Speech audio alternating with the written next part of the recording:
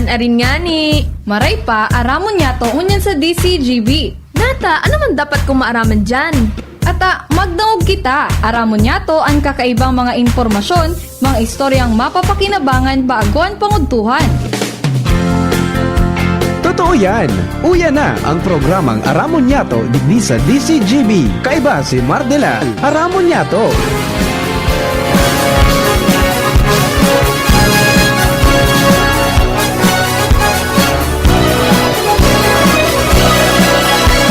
Kabayan, dapat mong malaman na kailangan mong maintindihan ang usapan na may kinalaman sa iyong kapaligiran. Kaya ng aming sinabi, makinig ka. Dito sa inyong bahay, makikaming. Dito sa programa, Mardela, ating kasama. Pakinggan natin si Mardela, samahan natin si Mardela. Sa balita, issue at sa komentaryo, kay Mardela tayo ay Mga tugang, good morning, good morning, good morning. I'm gonna knock on your door, ring on your bell, tap on your window too. If you don't come out tonight when the moon is bright, I'm gonna knock and ring and tap until you do. Good morning po, Luzon, Visayas, Mindanao. Call out, Welcome sa programa ko niyang pungal taon na ininin Miyerkules. hoot and howl. Petsa 27 na po sa bulan kan Agosto 2025. Ako po ang sa lingkod, Mardela dahil iba, sadit sana pero tiyan. I'm asleep. Iriba na mo kita hanggang 11 o'clock lang.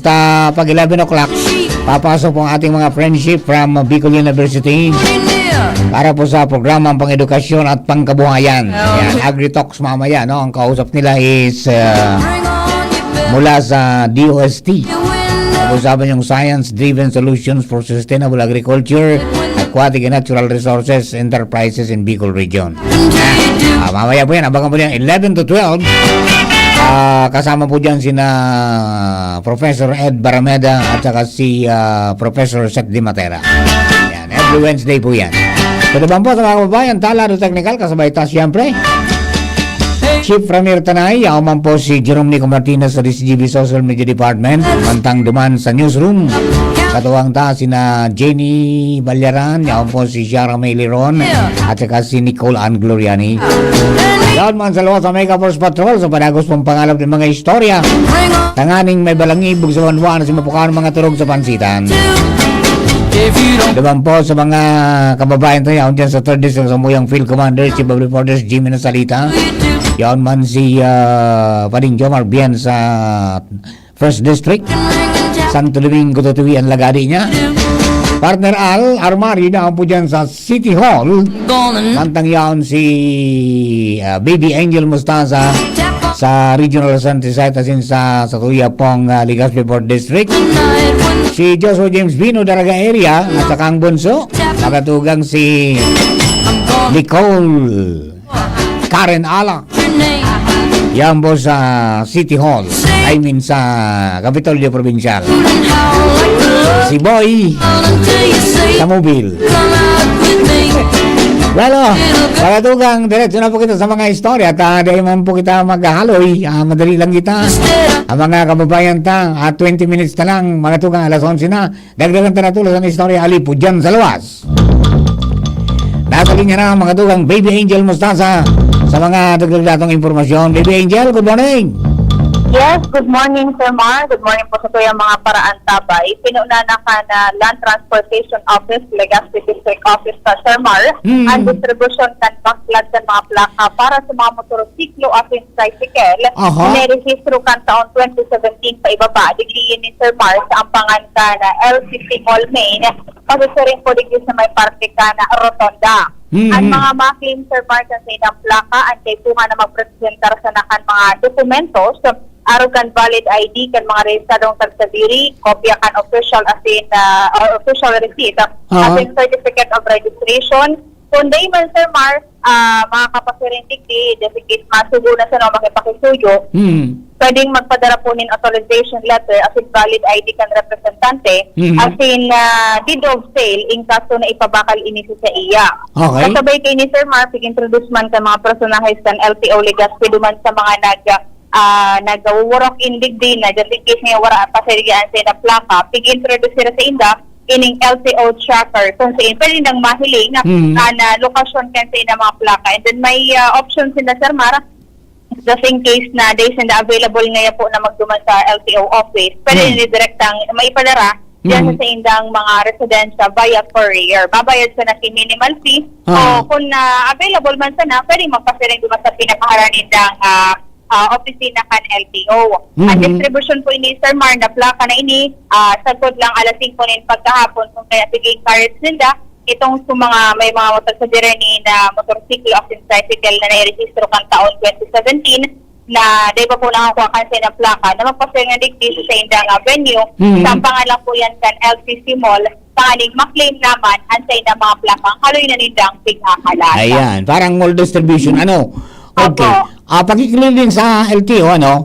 Kasi ako, kang nag-mall distribution ako dyan sa SM, tinawan ako ng plaka. Opo. Pagkatapos, tinawan ako ng authorization letter na pwede mong gamitin yung plaka na yon. Pero, I was instructed na magpasiring sa district office para i-upload sa plate number. Madumang ka pa mangyayata para i-upload sa plate number. Paki-claim mo dyan kung iyan na mga plate number na big pa na o uploaded na o dai pa. Ihapot ko daw po yan, Sir Mar. Ako kaya, iyon sa instruction sa kuya, kaya nagduman ako, kaya uploaded na sa plaka ko. Danganing, baka pag dahil na ma-upload yun, paano nang magamit? Opo. Okay, sige. So, yan po, Sir Mark, ang mga informasyon sa pangalit sa lawas, ikaw sa DCCB. Thank you very much, Baby Angel. Mga tugang rangkada ka mga bareta niya to. Oy, mga kagulong, mga travelers to the first district of Albay. May bagong direktiba so Department of Public Works and Highways. Manang ko dyan sa paggamit kan alternate route, mga tugang, dyan sa kalabaan kan Arimbay and Bigaa area dahil lang po sa mga patrabaho po dyan. Okay? So effective muna na August 27 po na alas 7 hanggang alas 9 nin aga, tapos alas 4 nin hapon hanggang alas 7 nin hapon, ang gabos na public utility vehicles maagi sa National Road. Ibig sabihin kang public utility vehicles, mga pampasayro. Kasarabay dyan suban siyempre. Van, bus, takap jeep. Ang gabos na private and light vehicles pasiring sa First District and vice versa, mga tugang magamit kan alternate route. Gutong sabihin, gabos ng private and light vehicles magamit na kan alternate route. Dati baga sa First District, magpaagi dyan sa National Highway. Ang ngunyan sa oras sa 7 to 9, as in 4 to 7, ninapon, day ka mo dyan pwede mag-agi. Gabos ka mo aragi sa alternate route mangyari. So gabos mo na heavy vehicles, mga tugang, maagi dyan po sa National Road pagkatapos kan oras na alas 7 ng aga hanggang alas 9 ng aga. Asan alas 4 ng hapon hanggang alas 7 ng hapon, saka lang sila pwede mag-agi. Di-stop muna. Sabi po kang advisory, normal traffic flow will resume once activity is completed. We apologize for the inconvenience. Pangyari. Ayan, kaya pala kaso unma, nag-agi ako dyan ng mga mag-alas 5 eh. Ali akong Santo Domingo, pabalik ako ng Legazpi. Duman na pigpaagi, so kunyan, sa ibang bikulo talaga, pigpalawag na duman sa alternate route. No? Pero ngunyan, yan na po tabi sa bagong abiso na effective ngunyan na August 27, uliton ta, ang gabos na public utility vehicles maagi sa National Road. Okay? So, gabos na private and light vehicles pasiring sa First District and vice versa, magamit mga tugang ng alternate route. Ano oras? 7 a.m. to 9 a.m. As in 4 p.m. to 7 p.m. Yun is oras na matindi ang traffic permi dyan. Na minaaral ba nun. Ano? Di, hilangon tang maging epekto po kayan. Basta ba ang mga gabos na heavy vehicles, makaagi lang sinda, pagkatapos po ka na oras na 7 a.m. to 9 a.m. Di pagkalas sa 9 hanggang alas 4, pwede sila umagi dyan. Sa Dracula. So 4 a.m. naman to 7 p.m. dahil sila pwede 4 p.m. to 7 p.m. dahil sila pwede pakalampas naman ng alas 7 saka naman sila pwede ang mga tamay na piot ng maray mga tuga ang daralagan dyan pigidali na garot at tigurana na di ba sabay-sabay na ang mga gudak-gudak dyan nabuhusan na sa sarong parte so kabuang na pandok mga tugang kang approach dyan sa Arimbay. So sa ibong nagudak na, pigo patagas-tagas sa tagabaka, buhusan na naman. So sa ibong naman. Pagkatapos kang kumagi na sa ibong, duman naman titirahon. Yan ang sistema ko niyan. Kang ano yan, road reblocking. Na sabi nga ni Kaniba, naka-apekto naman nga sa negosyo. Sana nga naadalan kayo mara ang mga silingkaan, kundi anong maginibutakaan, mga tugang. Yun na po yan ang dalagan, ang sistema. O di mag-atam na sana. As in maghanap ng oras para makaagi ng ano. Anday lang di malinaw ta. An motor baga, konsideradong light vehicle. Ano ning mga motor, alternate route man o kunyan, pwede umagi dyan sa National Highway. Testingon ko daw taod-taod. Testingon ko daw taod-taod kung papagyon kita sa National Highway. Pag di alternate route kita. Makarga na na kita dakol-dakol na gasolina ta. Ngani na kunyan pasiguro kita. Siyempre, sa ditman sa bagang tinampo dyan. Sa alternate route na yan. Bako man ang Dracula uno na tinampo. Sigurado ang dalaga dyan kang Bicol o mga arali po na luway sa naman. O kaya sa mga agian po tabi dyan sa alternate route, dahil pag-ibo na playground ang tinampo. Mga aki, mga magurang, pagsabihan sa mga aki na sa gilid, sana sila magkarawat, ngani pong daing may madiskwito, medyo madakol-dakol ang mga maaragi dyan, dahil po din sa advisory ini. Iya po? Alright, okay, sige po, mga kababayan ta, kumusta na ang mga kakao planters ta, mga tugang lidibo sa Bicol? Yun iswalo yun ng mga pigbubusol, maging si Regional Director Dinto Nabol, mga tugang kang Department of Trade and Industry, yun ay sabi na dapat ngayang padakulong tanumtang kakao. Duman ngaya sa Europa, maging sa Imbada ngaya, igwa nang nakadisplay na tabliya. So, tsokolate bagang kinumpak, mga tugang, na gibo mga tugin dyan sa Kamalig. Kasi sila po nagigibo rin sa Bicol. Alis sa talagang kakao. Then, ang bintay kang Pilipinas, mga tugang, kita digdi, igot ang plantasyon. Pero sa nagagiribo ng tsokolate sa Europa, dahil sinang plantasyon, dahil nag-importa sila, nagbabakal sa ibang mga lugar.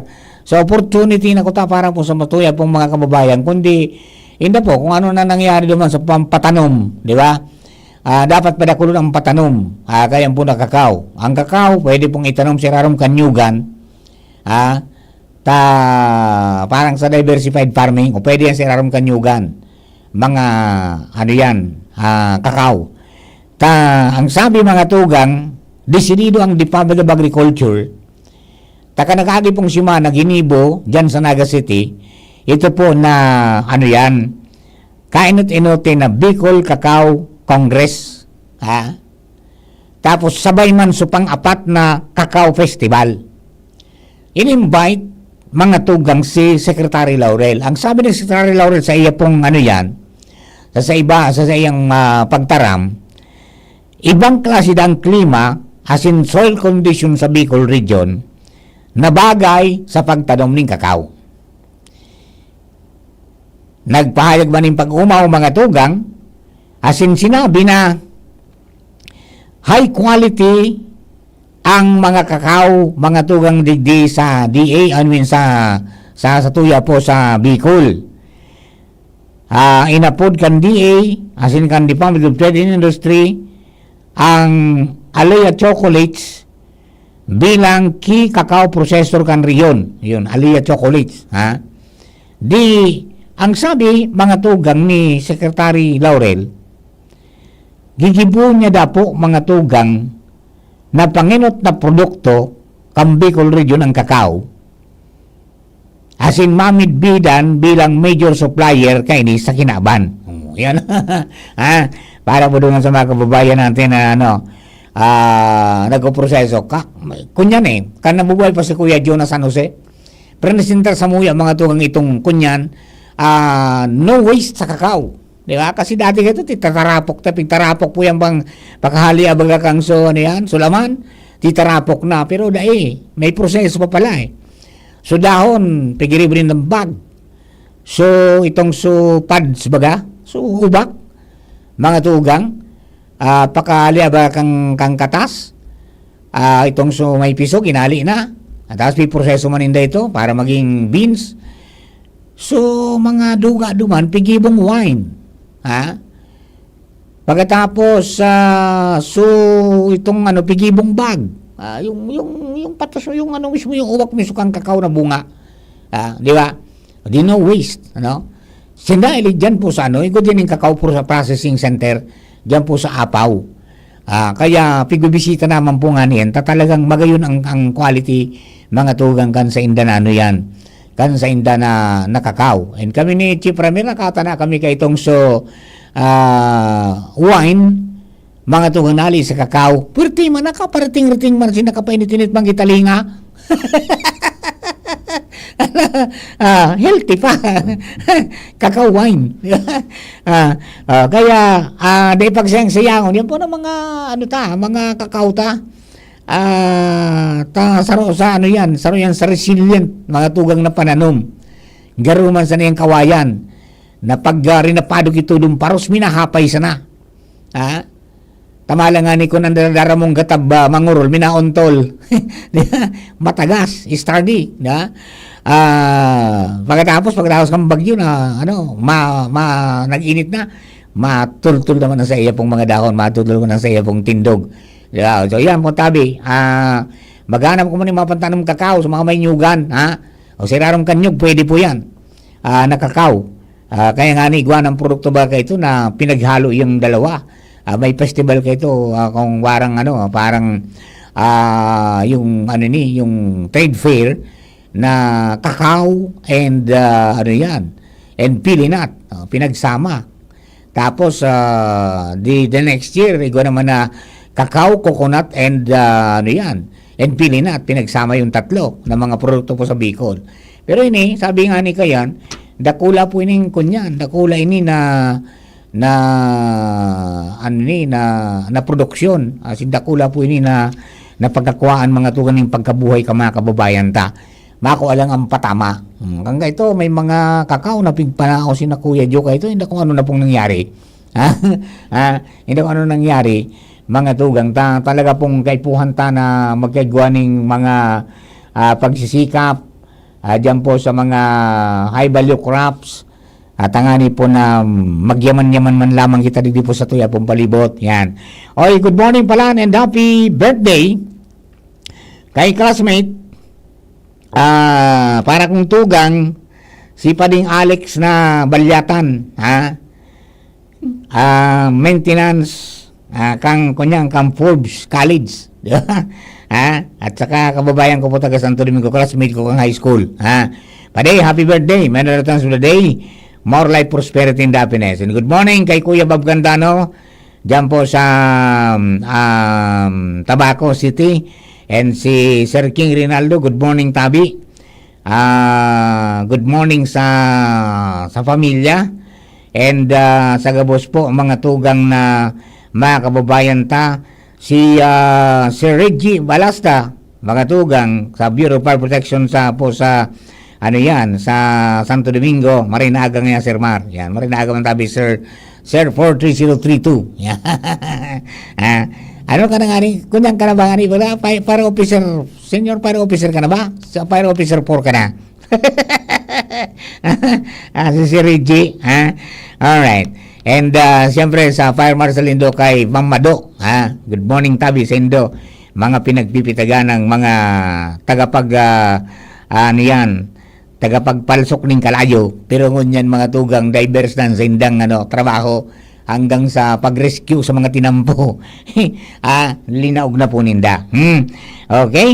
And duman po sa mga kababayan natin, mga tugang, magantabay lang kaniba po niya itong mga impormasyones, mga istorya dito po sa Tuya pong Palibot. Good morning kay Sir Francis Bualoy, sa muyang El Presidente kan kabalikat 430 sa Romanggi Base Chapter. Okay?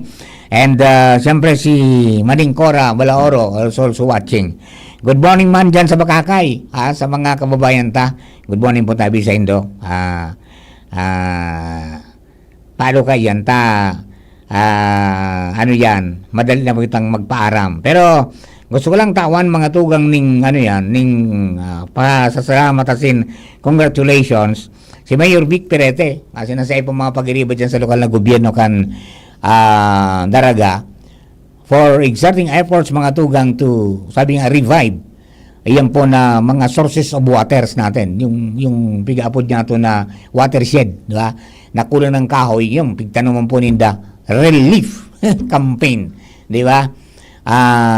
Nagtanong sila 150 na mga kahoy and then tinugon so mga taga-barangay Budyaw so konseho na kamungaya ang magbantay kay ini. Tama yan. Tama ko dapat tree planting, tree growing na nga yan ang dapat po na sistema na atamanon tayo po na ano yan. Monitor ta kung nabuhay yan at kung di nabuhay sa lidahan, make sure na dapat yung mga tinanom taday po na sayang. Di ba? Tamaabot po ang panahon, mga tugang, kung wala naman kita sa kinaaban, at least sa mga susunod na generasyon, makakamati po ng marirahay man lamang, may kahoy pa. Pagkatapos, siyempre, doon sa mga kababayan ta, mabawas-bawasan po ang init kang kinaaban, hindi po sa Tuya pong Palibot. Iyo, o paano? Oras na po para magpaaram kita, hindi po sa programa, ngani po na makapun sa oras, sa Tuya pong mga partners, mga tugang from Bicol University, para sa programang pang-edukasyon at pangkabuhayan. Tema agrikultura ko nyo sa na pong tutukaron, science-driven solutions for sustainable agriculture, aquatic and natural resources, enterprises in Bicol region. Yan po ang topic. So standby lang after the news break. Yan po dyan, makakadadawag po rin doon sina Professor Edgar Barmeda at saka si Professor Seth Di Matera ansayin na pong guest ko niyan po na paggaga. Thank you po. Pagkarang kabilo na tropa. Ito po si Mardula. God bless the Philippines. Bye-bye.